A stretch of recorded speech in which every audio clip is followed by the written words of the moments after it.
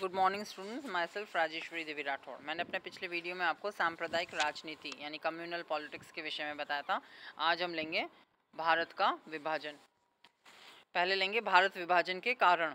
भारतीय स्वतंत्रता अधिनियम के अनुसार भारत का बंटवारा कर दिया गया और 15 अगस्त 1947 को दोनों को स्वतंत्रता दे दी गई।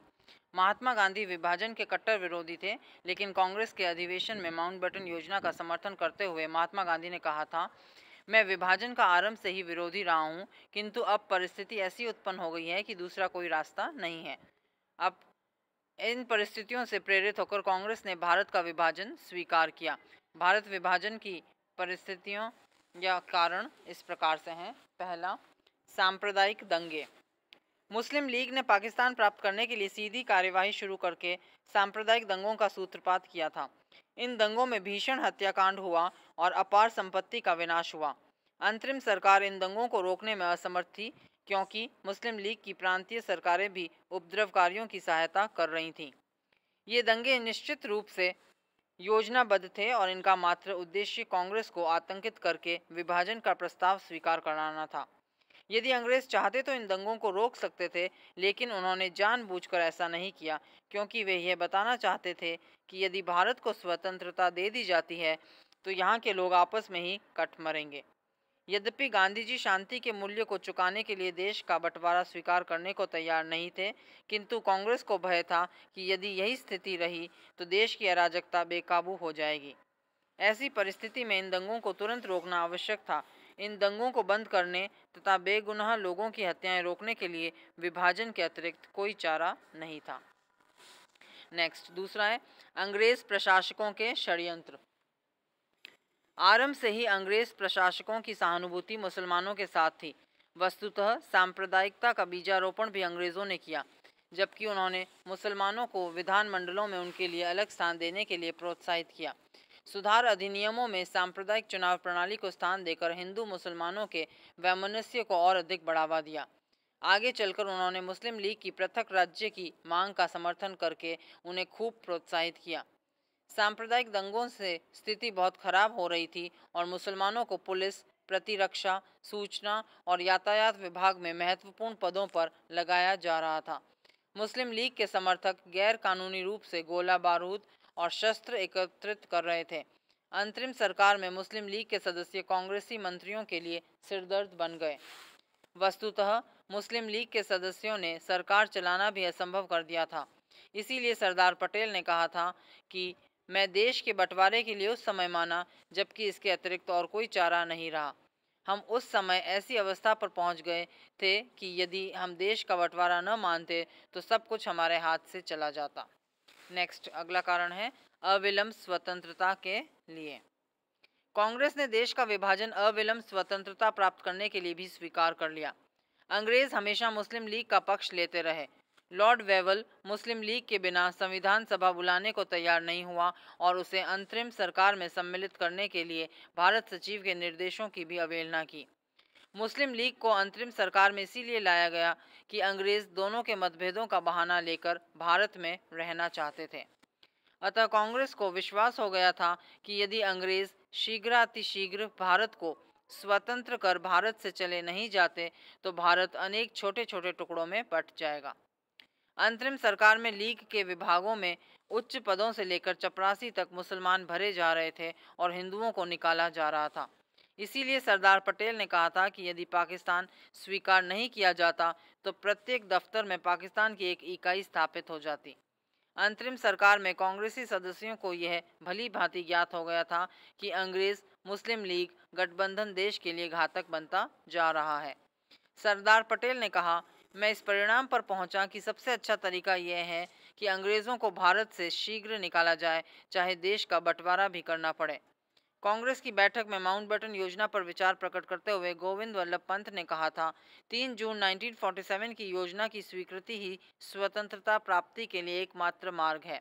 आज कांग्रेस को या तो इस योजना को स्वीकार करना है अथवा आत्महत्या करनी है। नेक्स्ट, चौथा कारण है कांग्रेस की त्रुटिपूर्ण नीति। कांग्रेस सदैव मुस्लिम लीग से समझौता करने को उत्सुक रहती थी। इससे लीग का अनावश्यक महत्व बढ़ गया और वह समझने लगी उसके बिना भारत की संवैधानिक समस्या हल नहीं हो सकती। कांग्रेस ने 1916 में लखनऊ पैक्ट में लीग की बहुत सी बातें मान ली। CR फॉर्मूले में पाकिस्तान की मांग काफ़ी सीमा तक मान ली गई और इस फॉर्मूले के संबंध में बातचीत करने के लिए गांधी जी जिन्ना के पीछे भागते रहे। 14 जून 1947 को कांग्रेस कमेटी की बैठक में पंडित नेहरू ने कहा, कांग्रेस भारतीय संघ में किसी भी इकाई को बलपूर्वक रखने के विरुद्ध रही है। सरदार पटेल के भाषणों में भी इस बात को समर्थन मिलता रहा। इन परिस्थितियों में जिन्ना को ये समझते देर नहीं लगी कि कांग्रेस विवश होकर पाकिस्तान की मांग भी स्वीकार कर लेगी। मुस्लिम लीग को अनावश्यक महत्व देना और उसके पीछे भागना कांग्रेस की सबसे बड़ी गलती थी। नेक्स्ट है सशक्त भारत की इच्छा। कांग्रेस के नेता मुस्लिम लीग की अडंगा नीति और तोड़फोड़ की नीति से तंग आ चुके थे। इसीलिए उन्होंने अनुभव किया कि मुस्लिम लीग की इस नीति के कारण भारत कभी सशक्त राज्य नहीं बन सकेगा। जैसा कि सरदार पटेल ने कहा था कि मैंने उस समय महसूस किया कि भारत को मजबूत और सुरक्षित करने का यही तरीका है कि शेष भारत को संगठित किया जाए। मुस्लिम लीग केंद्र को शक्तिशाली नहीं देखना चाहती थी, इसीलिए मंत्रिमंडल मिशन योजना में मुस्लिम लीग की इस मांग को स्वीकार करते हुए केंद्र को निर्बल बनाया गया। केंद्र के निर्बल रहने से भारत कभी भी शक्तिशाली राष्ट्र नहीं बन सकता था। संयुक्त भारत के लिए भी लीग से समझौता करने का अर्थ होता निर्बल व शक्तिहीन भारत। इसीलिए सरदार पटेल ने कहा, बंटवारे के बाद हम कम से कम 75 या 80% भाग को शक्तिशाली बना सकते हैं, शेष को मुस्लिम लीग बना सकती है। इसीलिए कांग्रेस को भारत को शक्तिशाली बनाने की इच्छा के कारण उसे देश का विभाजन स्वीकार करना पड़ा। नेक्स्ट है जिन्ना की हठधर्मी। भारत के राष्ट्रवादी नेताओं का विचार था कि हमारा संघर्ष मुख्य रूप से अंग्रेजों के साथ है।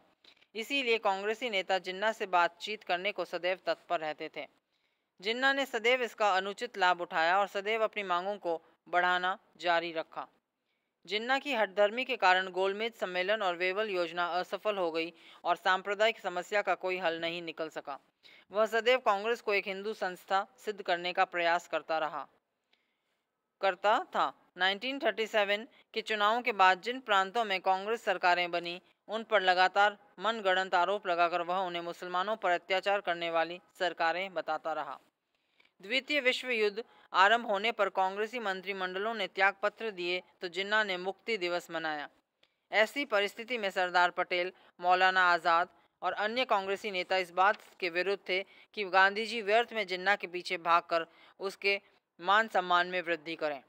गांधी जी द्वारा बार बार जिन्ना से बातचीत करने का परिणाम यह निकला कि जिन्ना की हठधर्मी बढ़ती गई। उसने पाकिस्तान की प्राप्ति के लिए देश भर में सांप्रदायिक दंगे फैला दिए और हजारों निर्दोष लोगों के खून से होली खेलना आरंभ कर दिया। पाकिस्तान प्राप्त करके भी वह शांत नहीं हुआ। उसने पाकिस्तान से हिंदुओं को भारत में लेने की मांग की और जब उसकी यह मांग नहीं मानी गई तो उसने हिंदुओं पर अमानवीय अत्याचार करके उन्हें बलपूर्वक वहां से निकाल दिया। जिन्ना की हठधर्मी को प्रोत्साहित करने में न केवल गांधी जी ने योगदान दिया बल्कि अंग्रेज प्रशासकों ने भी अपना योगदान दिया था। वस्तुतः अंग्रेज इसके लिए अधिक उत्तरदायी थे। नेक्स्ट है अंतरिम सरकार की असफलता। पंडित नेहरू और सरदार पटेल अंतरिम सरकार में मुस्लिम लीग की कार्यवाही देखकर बहुत दुखी हुए। अंतरिम सरकार में लियाकत अली वित्त मंत्री थे, जो कांग्रेस मंत्रियों की योजना में सदैव बाधा उपस्थित करते रहे।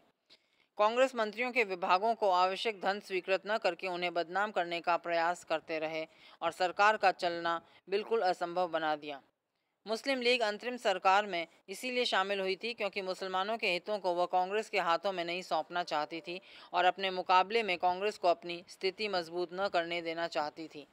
ऐसी स्थिति में दोनों में सहयोग उत्पन्न हो ही नहीं सकता था। इसीलिए पटेल ने कहा, यदि शरीर का एक भाग खराब हो जाए तो उसको शीघ्र हटाना ठीक है ताकि सारे शरीर में जहर न फैले।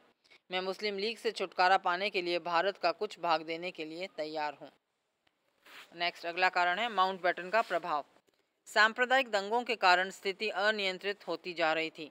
इसीलिए माउंटबेटन ने अनुभव किया कि भारत को विभाजित करने के अतिरिक्त और कोई चारा नहीं है। अंग्रेज़ों ने भारत छोड़ने की तिथि जून 1948 की बजाय 15 अगस्त 1947 घोषित कर दी थी। अतः कांग्रेस के सामने केवल दो विकल्प थे, गृह युद्ध या पाकिस्तान। माउंटबेटन ने अपने प्रभाव का प्रयोग करते हुए समझाया कि संयुक्त भारत में मुस्लिम लीग कभी शांति और व्यवस्था नहीं रहने देगी। शांति और व्यवस्था के अभाव में देश सदैव निर्बल रहेगा, और फिर जब कोई संप्रदाय भारत में रहना ही नहीं चाहता तो इसके लिए कैसे विवश किया जा सकता है। माउंटबेटन के तर्कों का प्रभाव पंडित नेहरू और सरदार पटेल पर पड़ा। पंडित नेहरू ने कहा था, यदि हमें आज़ादी मिल भी जाती तो भारत निस्संदेह निर्बल रहता, जिससे इकाइयों के पास बहुत अधिक शक्तियां रहती और संयुक्त भारत में सदैव कलह और झगड़े रहते। इसीलिए हमने देश का बंटवारा स्वीकार कर लिया ताकि हम भारत को शक्तिशाली बना सकें। माउंटबेटन ने अपने प्रभाव का प्रयोग करके पंडित नेहरू और सरदार पटेल को देश विभाजन के लिए तैयार किया था। कांग्रेसी नेताओं के पास भी बंटवारा स्वीकार करने के अतिरिक्त और कोई चारा नहीं था। तो ये थे भारत के विभाजन के कारण। अब निष्कर्ष। उपरोक्त कारणों से देश का विभाजन अनिवार्य हो गया था। वस्तुतः देश का विभाजन मुस्लिम लीग का एक षड्यंत्र था, जिसके फलस्वरूप देश में जन हत्याएं हुई और अपार संपत्ति का विनाश हुआ। जिन्ना ने देश के सांप्रदायिक दंगों को उसकी चरम सीमा पर पहुंचा दिया था, फिर भी उसे विभाजन के बाद संतोष नहीं हुआ। जिस पाकिस्तान के निर्माण का स्वप्न 1930 में मोहम्मद इकबाल ने देखा था तथा मुस्लिम लीग ने राष्ट्रीयता के सिद्धांतों को तिलांजलि देकर उसे प्राप्त करने का प्रयत्न किया, वह पाकिस्तान एक स्वप्न ही रहा। तो ये था भारत के विभाजन के कारण।